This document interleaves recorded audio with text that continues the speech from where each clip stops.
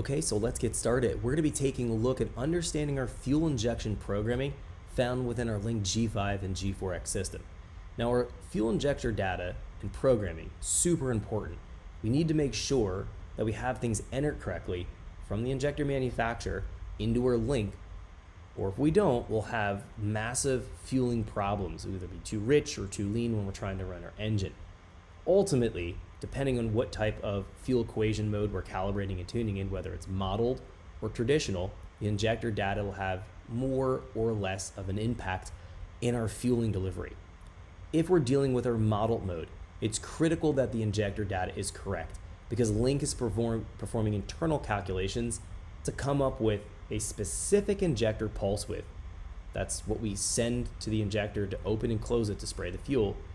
It's calculating all of that based on knowing the injector information here, which is found between the injector flow, the dead time, and the short pulse width. We also have a minimum effective pulse width that's also factored in. We're going to learn how all these fit together in order to have an actual pulse width that we send to the engine. So we can actually take a look in our basics page right now. We have this injection actual pulse width.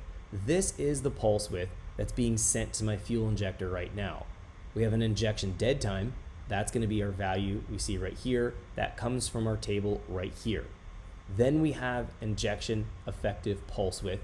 This is the base pulse width we start off with. That's knowing the flow rate and then knowing what the Link is calculating in terms of what's known as a fuel mass. So how much fuel we need to bring into the engine to run it at a desired target air fuel. Sounds complicated, but what we'll find is that all of these combine.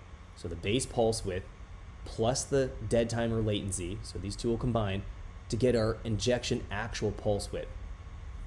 The short pulse width table here either adds or subtracts against the actual pulse width, so it does some further refinement and correction. We'll understand how this table fits in as well. Finally, the minimum pulse width just makes sure the engine isn't operating into an erratic zone. So when we're in the modeled mode, we have all these options to program. If we're in the traditional mode, you'll find that the flow rate drops out, the minimum pulse width drops out, and what you're left with is the dead time and the short pulse width table. The traditional mode is influenced based on the injector data, but it's not as heavily influenced and skewed if the data isn't correct. So what I'm going to do here is in this training module, go through the modeled mode and breaking down how this all works in terms of the calculation, because that's typically what I tune and calibrate with the Link using the model, not the traditional.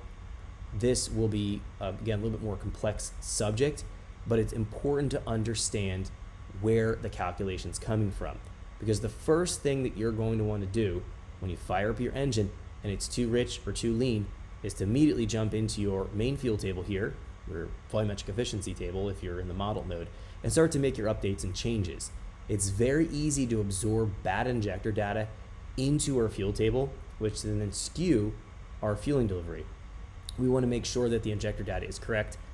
We can't look at determining bad injector data yet. We'll have a separate training module on that.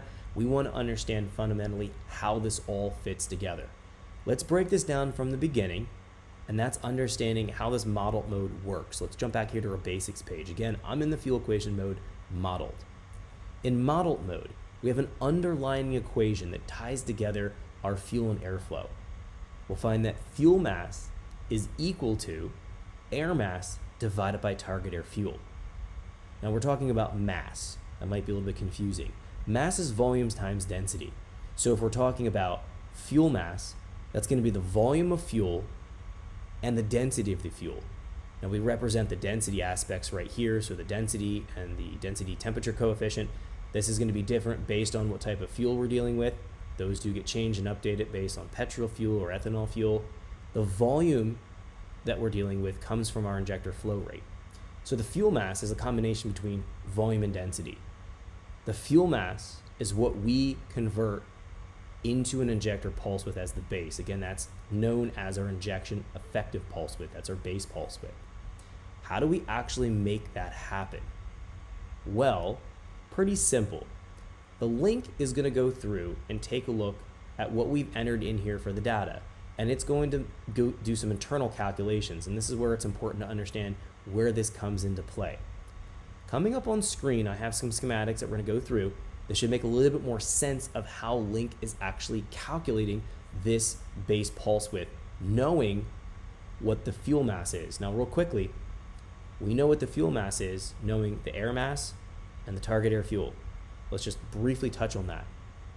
The air mass will come from knowing number of cylinders, we have that listed here, engine displacement, the air density, so looking here at our air temperature, as well as coolant temperature, it's going to figure out something called air charge, air density. And then it's also going to be taken into account what comes here from our volumetric efficiency table. This is our percentage of cylinder filling. Thanks for checking out our teaser clip. If you want to see the rest of this video and more than 500 hours of current EFI training we have to offer, make sure you click right here. If you want to go and check out more teaser clips from this training course, click here, and you don't want to miss any of the videos we're going to be releasing on this channel, so make sure you subscribe and click here.